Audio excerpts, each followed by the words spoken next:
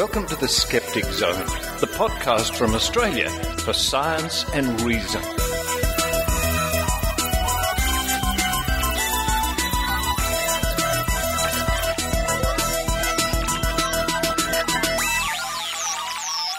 Hello and welcome to the Skeptic Zone.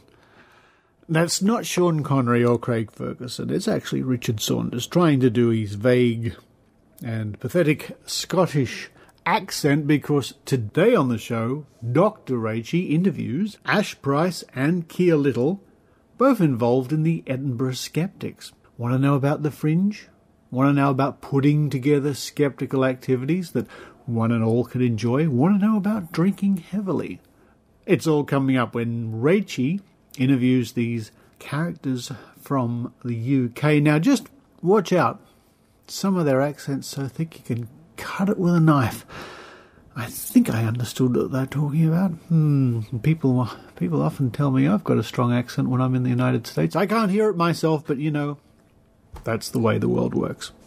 And following that, we have a bit of a follow-up. You may remember last week, Viera, Scheibner and Bronwyn Hancock, the audio of 60 Minutes, where they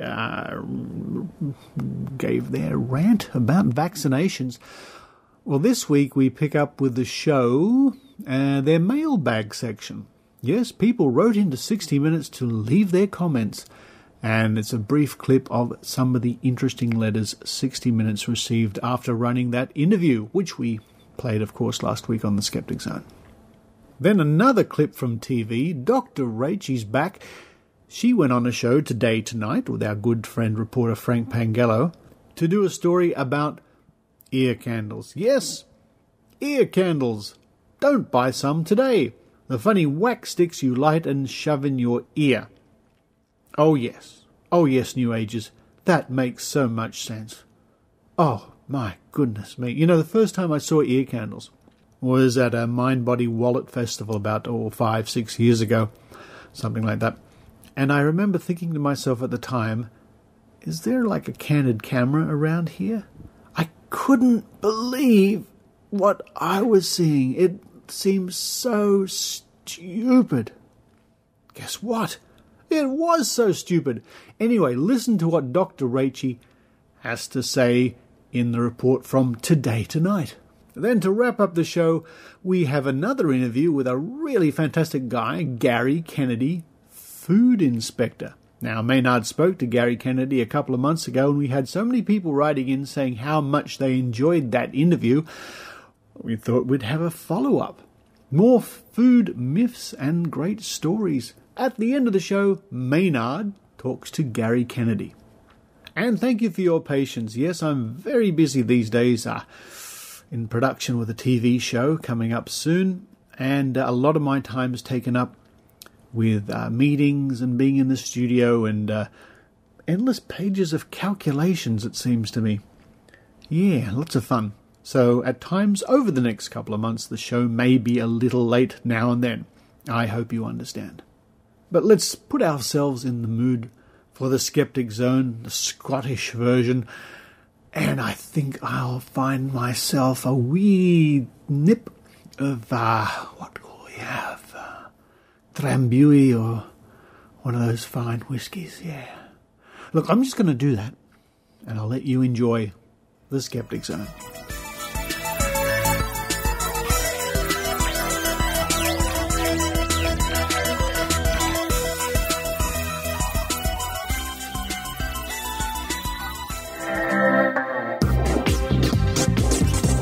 Now it's time for Dr. Rachie Reports with Dr. Rachel Dunlop. This week I'm talking to Pryce and Keir from the Edinburgh Skeptics Society. We're primarily going to talk about a festival that they've organised called Skeptics on the Fringe.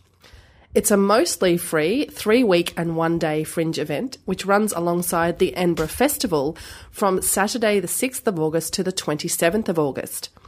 And there's all kinds of things happening, including skeptical ghost tours, skeptical quizzes, and mentalist magicians, amongst other things.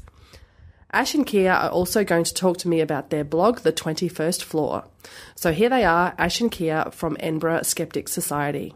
Okay, so I'm here with Ash Pryce and Keir, both from the Edinburgh Skeptics Society, and we're here today to talk about Skeptics on the Fringe, which is a festival that runs alongside the Edinburgh Festival, full of skeptical, scientific, magical sort of events. And welcome, Ash, and welcome, Keir, to the Skeptic Zone. Hi, thanks for having us. No worries. So, first of all, let's just start with the Edinburgh Skeptics Society. Now, Ash, I know that you're the president and the founder, and Keir, you're also a co-president. Is that correct?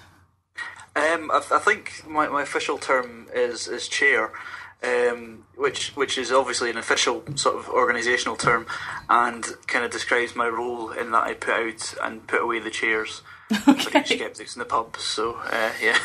And so, Ash, what do you do? Do you put out the tables, or what is your role in the Edinburgh Skeptic Society? Basically, the day-to-day running of the society, so contacting speakers, arranging with them, relaying with venues, and calling for committee meetings and the like, so we can actually decide how the society is going to progress and develop and what we're going to be doing with it. So, very much in an organisational structure. So you guys actually do quite a lot of stuff, don't you? You don't just do Skeptics in the pub, you have Skeptics in the cafe and Skeptics under the covers. And can you tell us a little bit about some of the events that you organise?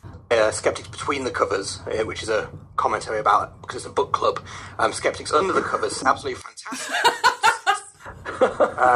It's not something we tend to do. Okay. All I was going to say is, we have our monthly book clubs, which have proved to be quite a hit, because it's more of a social atmosphere and more of a place where people can get together. They can have read the book, or they can have not read the book, or they can come along for a general skeptical discussion. And it's not like someone's giving a lecture, and there's a lot more involvement, and it's a lot more inclusive, over a cup of coffee. I think this month we're going to be talking about Paranormality, who also is our sponsor for the Fringe, and it's really basically down to Ben and Alison, who are two of the other committee members, who brought forward the idea, and they've really ran with it, and they've really made it the success it is. And it's it's thanks to them that we've got kind of this growing community in Edinburgh that's more involved and more willing to be involved in things that allows us to do bigger and better things. One of the best things about it is so open, and the fact that it's not in a pub atmosphere. One of the criticisms I've heard is that all of the Skeptics events tend to be in pubs, which is great if you enjoy the pub atmosphere. But there are some people, maybe people with families or young children, who can't come along to the pubs. So having something in the cafe actually really is appealing and really works. So we mix that up with the book club as well. So we have kind of two events in one, and it's been a real benefit to the society having this. So let's talk about Skeptics on the Fringe, but before we go into the details of that, I just wanted to get from you guys some impression of what is the Edinburgh Festival like, because many of us haven't been, unfortunately. What's the atmosphere like in Edinburgh when it happens? Does it take over the town? Is it buzzing? What's it like to live there? Electric. It's absolutely fantastic. The Royal Mile, which is the main street in Edinburgh's Old Town, you can't walk down it without finding some sort of performance. There are literally thousands of people in this very small area promoting shows, putting on live performances. There's magic acts, and that's just out in the streets. Every single potential and possible venue space is taken up with performances in pubs, in bars, in anywhere you can find. It's absolutely amazing. Yes, everywhere. It's absolutely fantastic. It is the best atmosphere that you can imagine, and it is such a massive part, not just really of Edinburgh itself, but the art scene throughout the world. It's one of these events that everyone from all over the world comes to. It's got a big comedy following now as well, and a lot of famous comedians have kind of honed their talents here on the Fringe, and a lot of actors will come here and do their first main acting roles. So it's absolutely amazing from both a performance and an audience perspective. So you guys had a genius idea last year where you set up Skeptics on the Fringe, which basically, tell me why you decided to do that. It was a bit of a surprise and shock to everyone else that we kind of started doing it, because as with most things in Scotland, it involved a degree of drinking and alcohol. That's mandatory in Scotland, isn't it? Yeah, I believe so. I mean, I'm teetotal now, but it's people don't believe I'm a real Scotsman anymore because I don't drink. It's quite, and I have to look them in the eye and sort of say, yes, you're probably right. I handed in my tartan and my haggis with my whiskey. When I joined Edinburgh Skeptics after being founded by Ash, Alex Brooke, and Lloyd McAlpine. Oh, Lloyd McAlpine, really? Oh, I know him. Lloyd was involved in the early days. Yes, he came on board, and after our first talk, which was Chris French, he became involved with the society until he went back to Oz. Oh, right. I didn't know that. I knew he was in Edinburgh, but I didn't realise he was involved. Okay, yeah, because he's in Sydney now. So yeah, I mean, I got involved after I think the first Edinburgh Skeptic camp. Again, that involved quite a lot of alcohol, and I believe quite a lot of heckling, which is quite embarrassing to look back on. And I was quite annoyed that in August Edinburgh Skeptics couldn't put anything on because we couldn't get a venue. And the first year was sort of, this was just sort of accepted as just you grumbling about it's the Fringe, there's nothing we can do about it.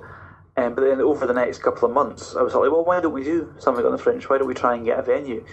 And we explored a couple of options. I don't know, I suppose out of sheer bloody mindedness and alcohol. I emailed Peter Buckley Hill, who runs PBH's Free Fringe, which he is one of the largest free festivals possibly in the world, in Edinburgh. And I fully expected the next day to wake up with a bit of a hangover and have an email back saying, I'm sorry, I don't think that's really for us, sort of science and scepticism. I mean, it's all about comedy and theatre and all this kind of jazz. And jazz as well, obviously, because International Jazz Festival, ridiculous festivals. Not that jazz is ridiculous, just that we have so many. And he was really keen on it. It turns out he's a very keen rationalist. He's had Robin Ince doing shows on the Free Fringe for a couple of years now, called Carl Sagan Is My God and Richard Feynman Too, which are all about science. And he sort of bit my arm off and said, yes, you must do this. Here's your venue. Please organise it. In fact, I seem to remember saying, no, this is a stupid idea, we're not doing it, stop it right now, email him back, I don't want to do this, we're going to look really, really silly, please no. And I am so glad that Keir completely ignored me and went ahead anyway. It was such an amazing experience, and we started off wanting to just do a Skeptics in the Pub every day, so 22 Skeptics in the Pub talks. This then developed into 22 episodes of a game show called Devil's Advocate, which is a panel show aimed at skeptics, scientists, geeks and nerds, and then we had a Skeptics Ghost Walk as well. So that was kind of how we ran the first Fringe. But it's such a learning curve for us because we were at the stage where we'd never done anything of this scale before. We couldn't think of anyone who had done something of this scale before, especially for free as well. And we were working flat out to the extent where by the time I got halfway through the run, I'd made myself ill, just working so hard. And so we've decided to double our efforts this year. Oh, okay. That's sensible. Yeah, we're kind of running ourselves into the ground. This year though, this year we're well served. But we've got a fantastic committee behind us. If possible, I'll just give them a brief shout out. We've got Alison, we've got Ben, we've got Stephen, we've got Terry, and we've got Ewan, and they're all fantastic, and they're all pitching in and giving us help. We've also the marvellous help of the crazy dwarf Adam Keir. Not sure if I pronounced his name correctly. The crazy dwarf on Twitter. Yeah. Ash, you briefly mentioned Devil's Advocate, the quiz show, and you are doing that again this year. Oh yes. Can you tell us the format of that? Because that sounds like a lot of fun. Devil's Advocate is, it's a panel game show. It's 2 teams of 2, and they're questions and rounds based on science, logic, skepticism, geekiness and nerdiness. So we have things like odd one out rounds and fact or fiction rounds. We have a video round, and there's a couple of interactive rounds as well, because we tend to go with improvisers on the panel. So we have a play your Xena cards right round where they have to interact with the audience to guess which Xena card the audience member is holding. And we've actually beaten the 120 to 1 odds of getting 5 out of 5 Xena cards correct on, I think, 5 occasions. So we had odds of something like 20 to 1. So clearly skeptics on our game show are psychic. Right. Specifically, Matt Parker, the stand-up mathematician, who did it twice, in fact. Both times he claims by not cheating, but you know. Is that stand-up maths on Twitter? Yes. Yeah. Okay. And again, here we're back again this year. He'll be doing an event with Helen Arney and Steve Mould called Festival of the Spoken Nerd, and they'll be doing a couple of shows themselves outside of our run, but they'll also be doing something with us during the Skeptics on the Fringe. Right, so also, Ash, I believe you're doing a show where you're a psychic con man, or you're teaching people how to be a psychic con man.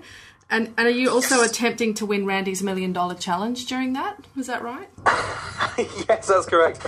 It's called How to Be a Psychic Con Man, and it's a talk that I've done for several different organisations around the UK. And one of the points is, obviously the Randy Million, you have to prove beyond a certain statistical chance your abilities. So during the run of this show, I always take those odds and beat them. And I always have a room full of witnesses, and we've never once been able to get any money, but one day maybe we will try. Yes, so How to Be a Psychic Con Man is just basically looking at all the tricks of the psychics and trying to beat the odds that are put forward by places like the Randy Million and other organisations. So we'll be looking at all sorts of things like telekinesis and mediumship abilities and metal bending, spoon bending, Xena cards and all that jazz.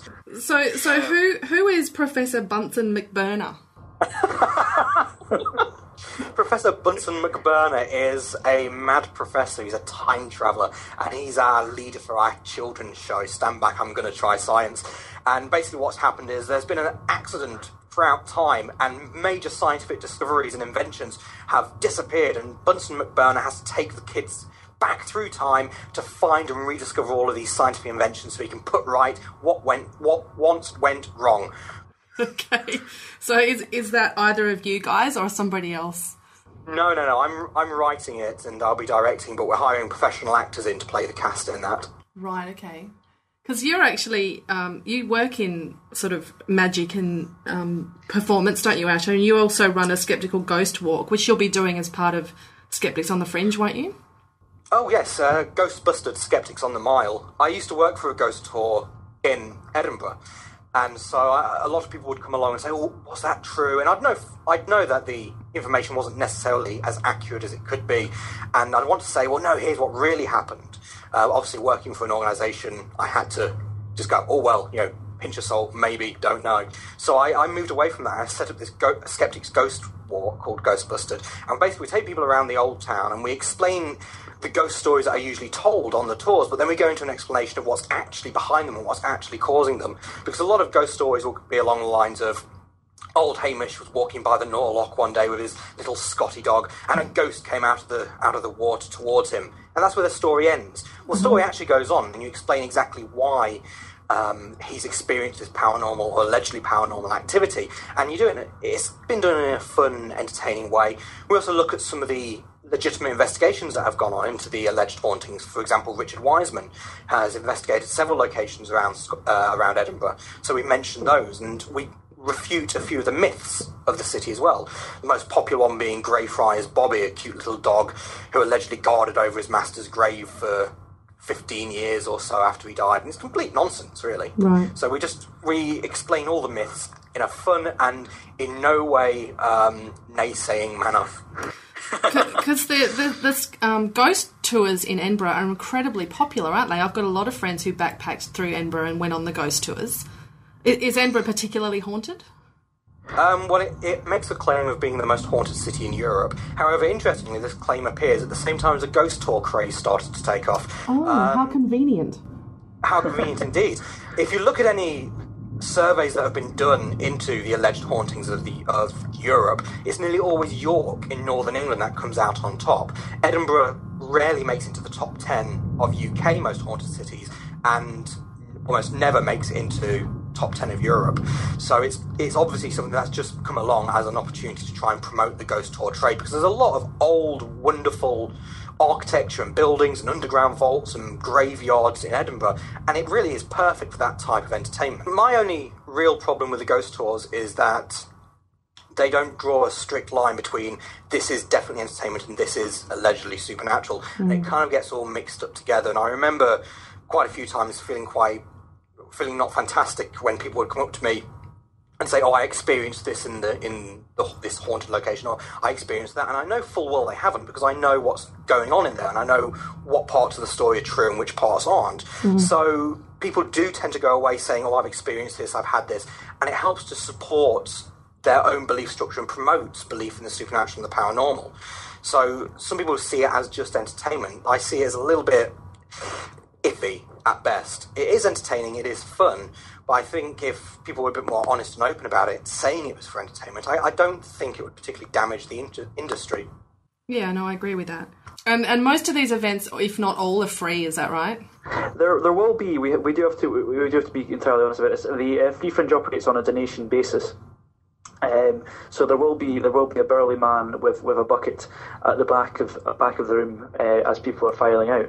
But it is completely up to anyone who comes along if they want to make a donation, or if they're happy just to walk past, having seen some great science and some great skepticism, having seen a great show, and just walk past and not pay and not give anything towards the cost. I mean, people are fine to do that. I mean, it is Scotland. We are used to people being tight. But, yes, my boss is Scottish. I understand that quite well. I mean, we're allowed to say that, obviously, as Scots. If Ash had said that would have been probably illegal under new laws just passed in Scotland, actually. But yeah, we will have a bucket for donations. So you guys don't just do this. You also, Keir, you blog at the 21st Floor, and Ash, you contribute to that as well, don't you? Well, because I was going to ask you about that. You do take contributions to the 21st Floor, don't you? We take submissions of our articles. We in fact, we try to encourage that as much as possible. I think I've probably gone about it quite a bit on Twitter. We accept submissions from anyone. There's an automated form on the website. If people send us their articles, we will have a look at them. Keir, can you give me the website address for 21st Floor? Yeah, it's just www.the21stfloor.com, and it's all in words. Mm-hmm. And basically it's a resource for skeptics in the pub groups and cafe science type groups to find speakers. All information for Skeptics on the Fringe is available at skepticsonthefringe.co.uk, and we also have a Facebook page, Skeptics on the Fringe, and you can find out everything you need to find out about what we're doing there. And we also have our regular page, edinburghskeptics.co.uk as well. And Ash, what is your Twitter handle? My Twitter handle is Ash Pryce, and it's Pryce with a Y. And Keir, yours is? My Twitter handle is @endlesspsych. Okay. Endless_psych. Endless_psych. So, guys, this sounds like a fantastic thing that you're doing. I can empathise with you that it's a lot of work. I did organise a TAM in Sydney last year, but it sounds like you guys are completely overworked, but it sounds like it's completely worth it. And absolutely. And I really hope I can make it one day to Skeptics on the Fringe. So thanks for joining us today on the Skeptic Zone. Thanks for having us. Yep, thanks, cheers.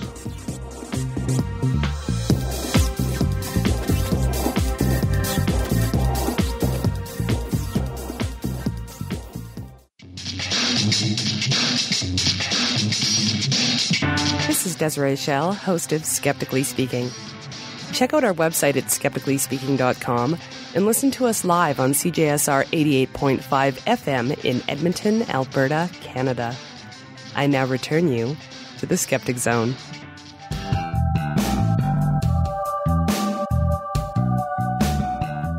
And now here's the follow-up from last week's clip from the 60 Minutes programme with their mailbag section, where viewers to the show wrote in their letters and comments about anti-vaxxers Viera Scheibner and Bronwyn Hancock.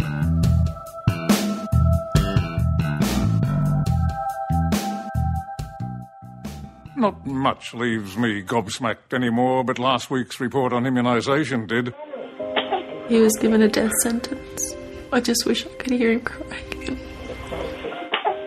How any rational human being can argue across the board against a procedure that saved tens of millions of lives worldwide, many of them tiny babies, is beyond me.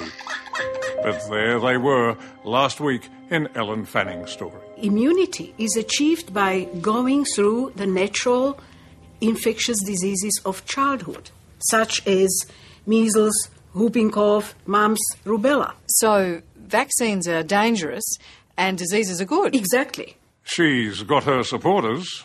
Immunisation is an all-out attack on our immune system. Bill Gates recently said vaccines are the best way to reduce the population. The rich want to kill us. Talk about distorted. Gates said nothing of the sort. But that's a measure of just how passionate this debate has become. You think messing with a newborn's immune system is a good idea? Use your brain 60 minutes. We did. And so did you. Overwhelmingly. Diseases like whooping cough were virtually eradicated in Australia until a wave of New Age anti-immunisation theories aggressively promoted by non-medical people. And this. Viera Scheibner has certainly lost touch with reality. If she had her way, we'd still have numerous preventable deaths amongst our precious Aussie kids through lack of immunisation. Now, poking a burning stick into your ear doesn't sound like a great idea, yet there are some natural therapists promoting this wacky practice using ear candles for health and well-being. Alarmed medical professionals say it's dangerous, yet as Frank Pangallo reports, these quack remedies are still being sold by chemists who should know better than to stock unproven treatments.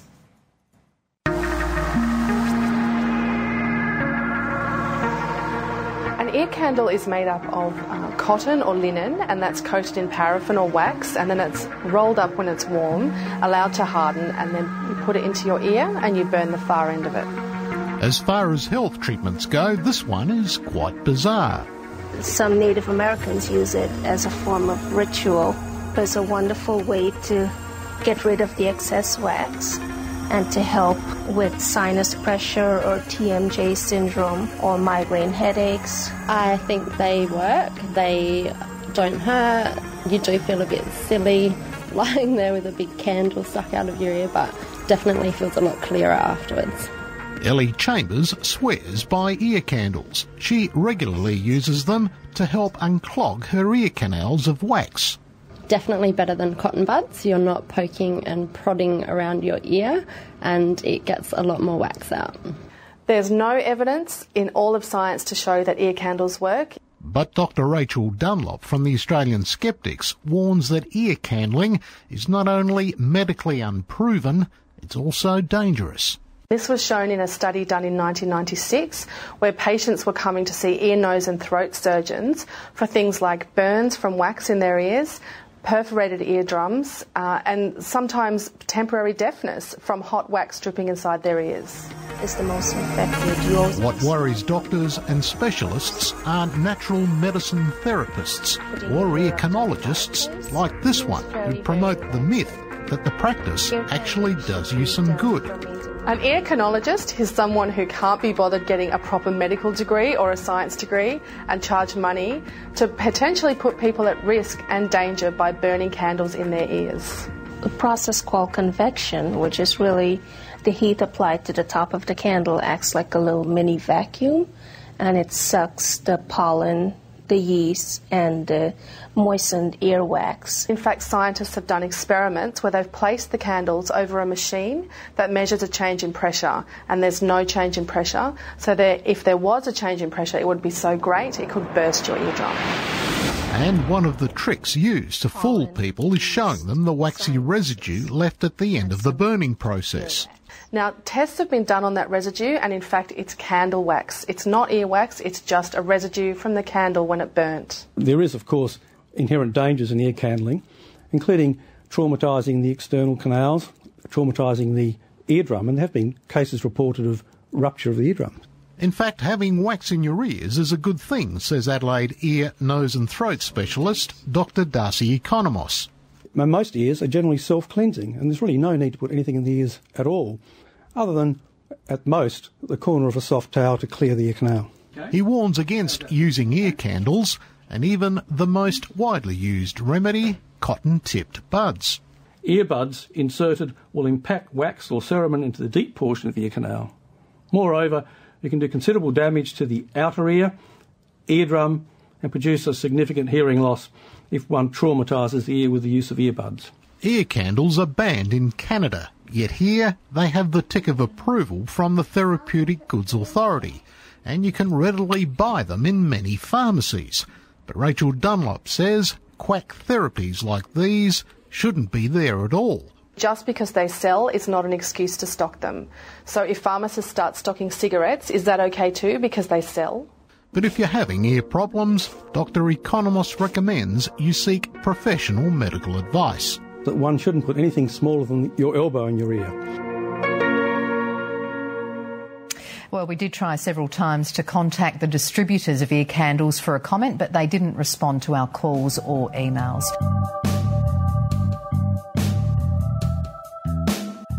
This is an EVP I recorded last night. How you doing? I'm a ghost. What's up? You guys can't possibly ignore that type of it. Hey, who are you? What are you doing in my... Oh! EVPs are the result of pareidolia and cross-modulation combined with the listener's hopes and expectations. What does this have to do with science? I think you just got skeptically pwned. Well, gotta go. See you in hell. 666. SkepticallyPwned.com. Where false claims get kicked in the nuts. Here's Maynard's spooky action at a distance.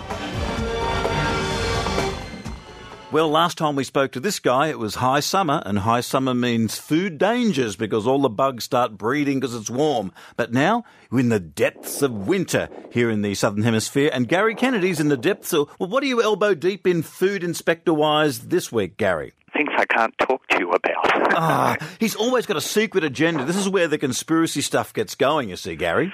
But look, as we were last talking in January, and that is the time for bugs and things to breed in food, we're in the coldest part of our time of the year at the moment. So this should be the safest time for food. Is that correct? Yeah, generally. Generally, food you buy from caterers or food you make at home, because it's cold down here, bugs don't grow as well.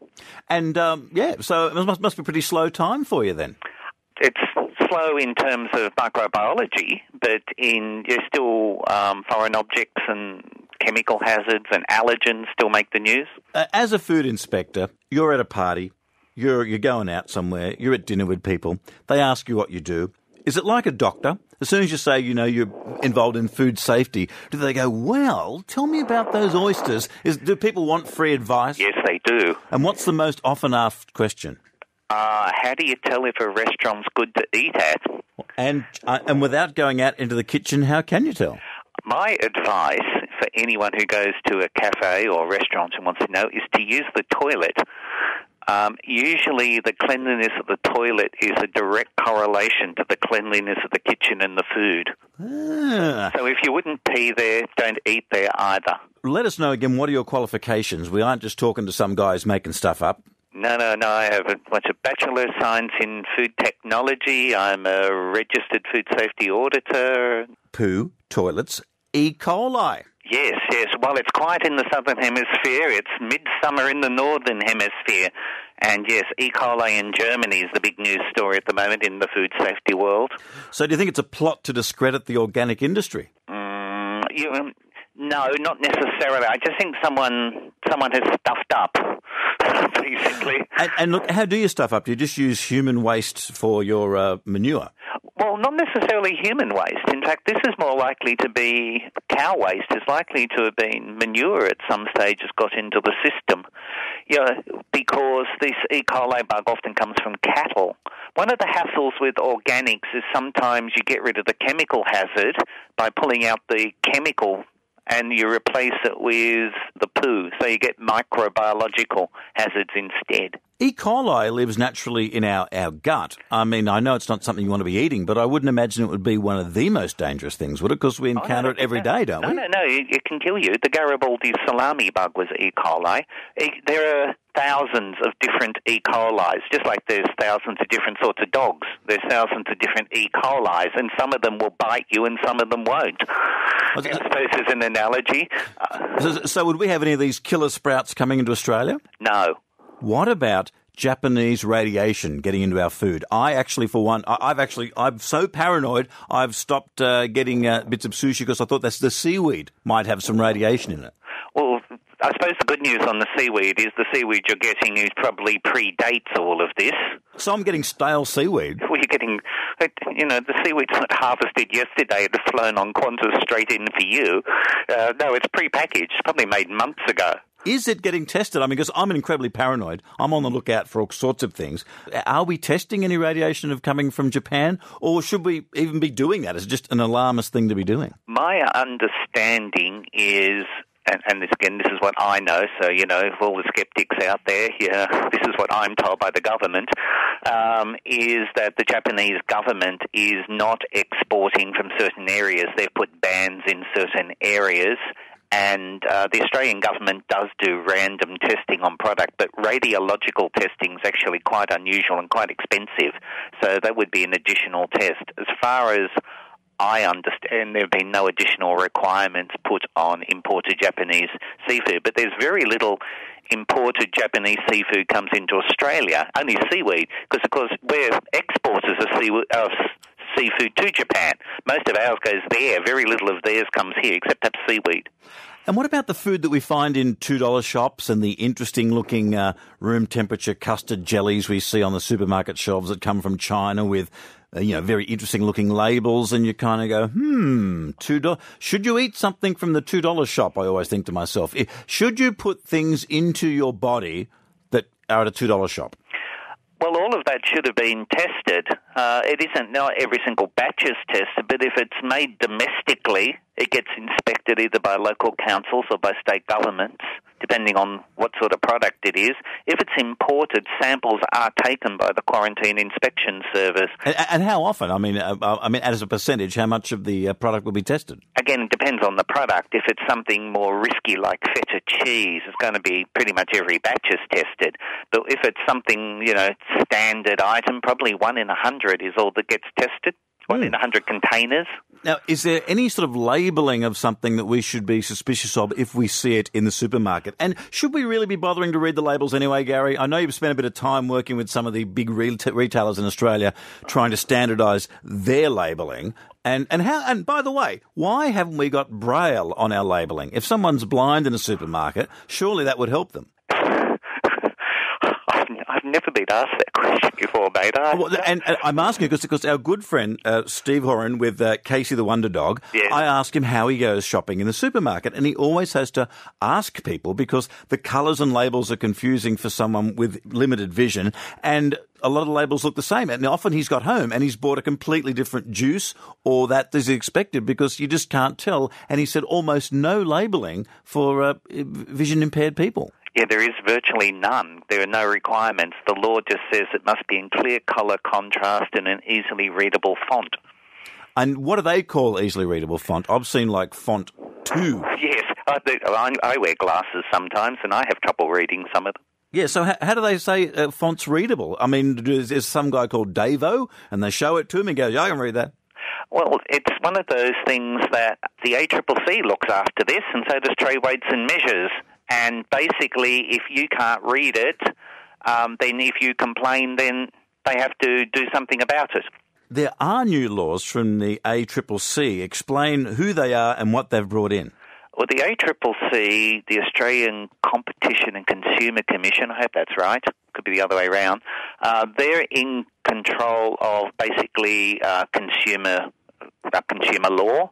So they look after misleading claims and fraudulent claims, but they also look after goods that have caused issues to consumers or services. And on the 1st of January, they changed the laws in Australia.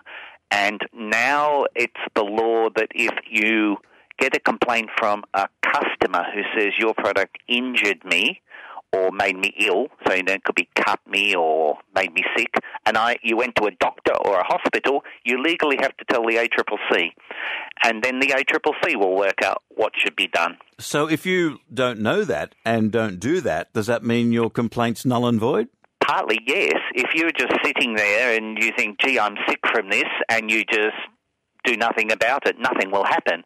But if you ring the company and said, I was so sick I had to go into my doctor and get pills, or my son was so sick I had to take him to hospital, legally that company must email the ACCC.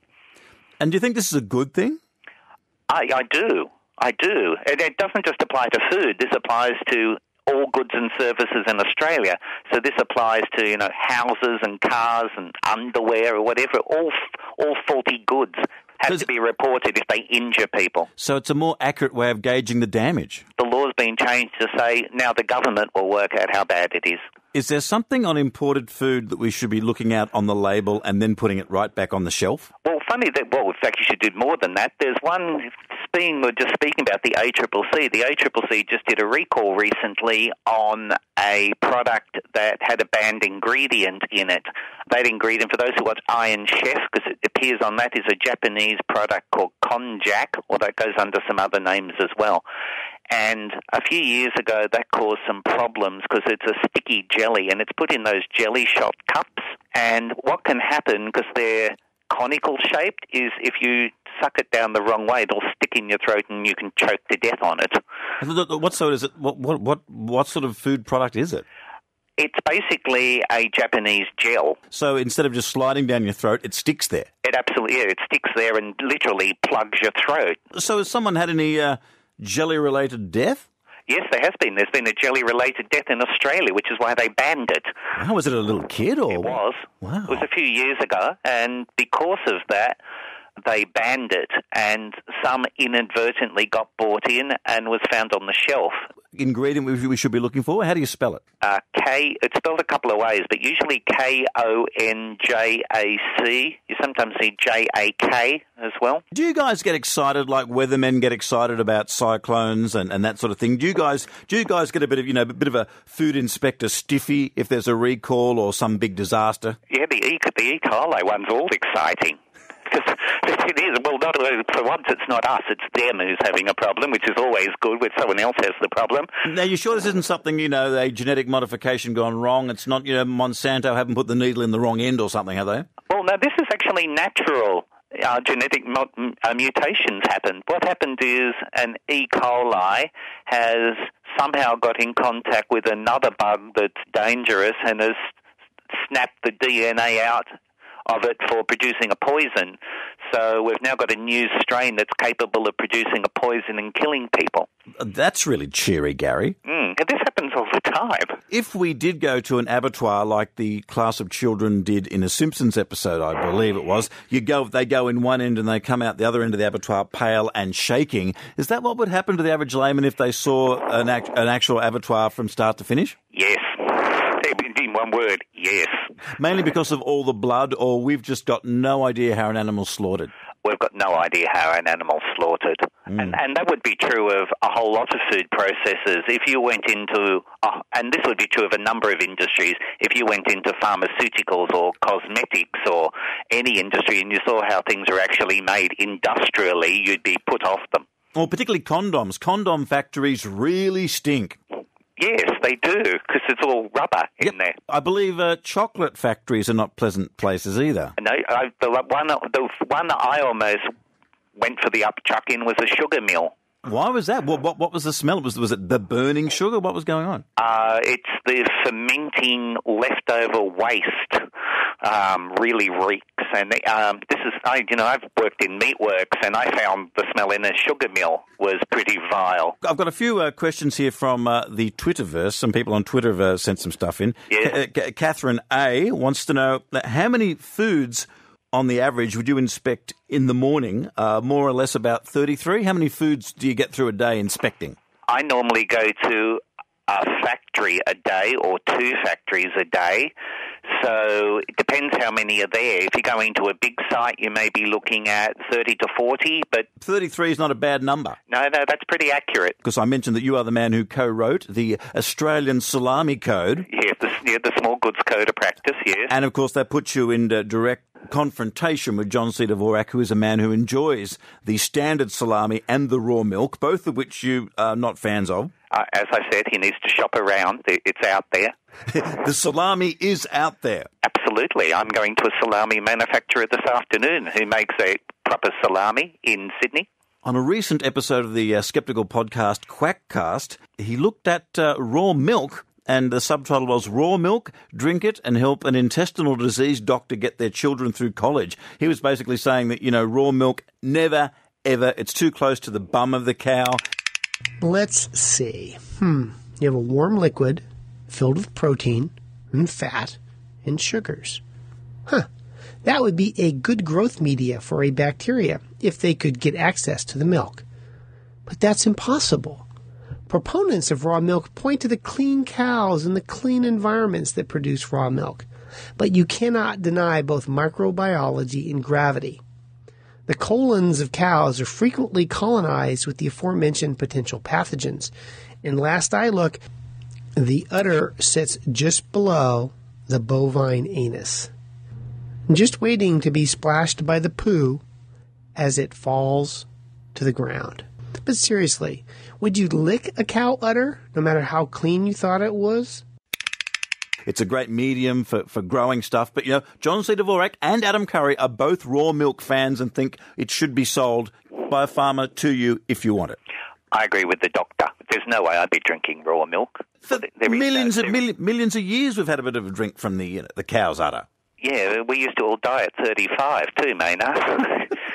Part of the reason we live longer is because we don't do things like drink raw milk, especially in a city. Look, if I grew up on a farm and I was used to the E. coli bugs that were on my farm, that's fine. But for a city person, you don't have the resistance to those sorts of things.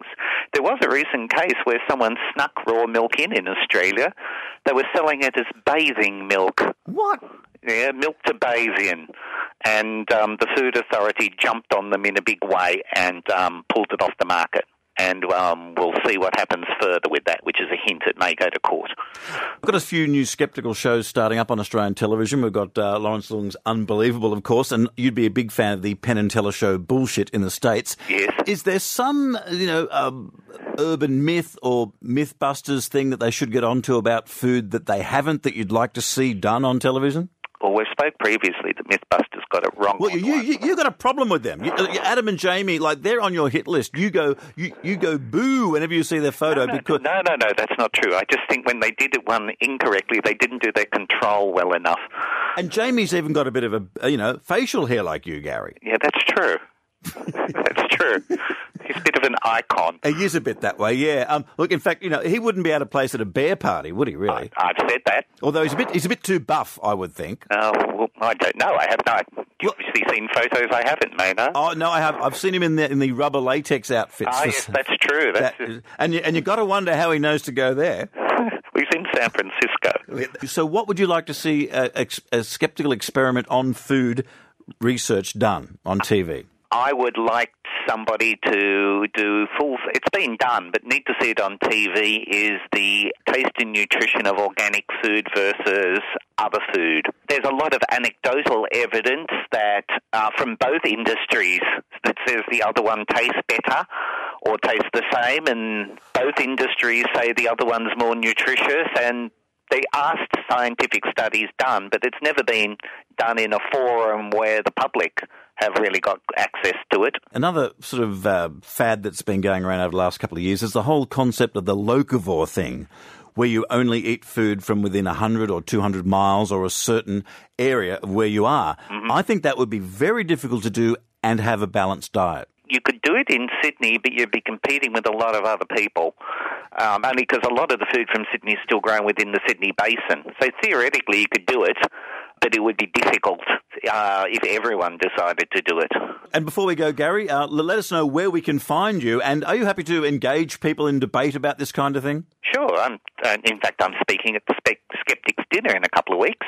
Are you going to speak before the food comes out or just before the dessert? I mean, where you speak in a meal is pretty crucial to people enjoying the meal. I don't know the actual order of events. I'm sure we'll discuss it before the night. You got more details about that? The 25th. Yes, they're inviting a food person to talk about food poisoning at their annual dinner. And I would suggest that people go up to you and ask questions that I can't ask in a public forum like this, and you love answering them off the record, don't you? Oh, yeah, I'm happy to talk, provided I don't give away a trade secret. Yeah, I'm happy to talk about those.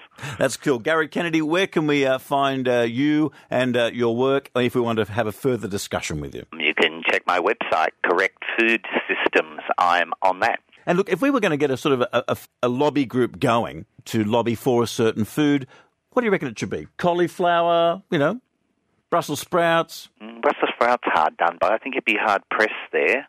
What is a food that really needs some aggressive in-the-street poster sandwich board marketing? There are some traditional foods we don't have anymore. Mutton would be nice. Yeah. Well, all the Indians eat it. It's big on the subcontinent, but here we can only sell lamb. That's not very exciting. Oh. I mean, I thought you were going to give us something like, we need to eat more papaya. No, I'm a meat and veg person. That's the word on the street. Gary Kennedy, thank you very much for chatting to us and putting your sceptical tongue over our food. No problem at all, Maynard.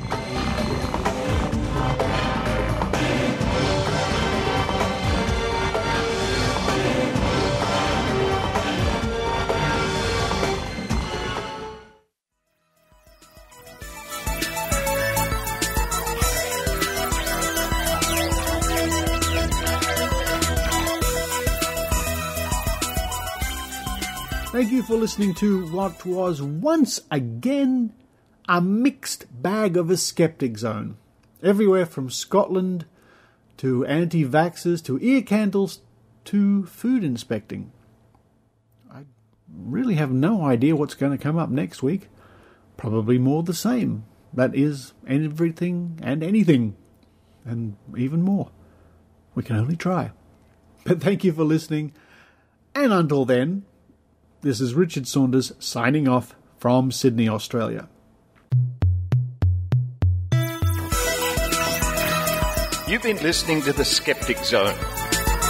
Visit our website at www.skepticzone.tv for comments, contacts, and extra video reports.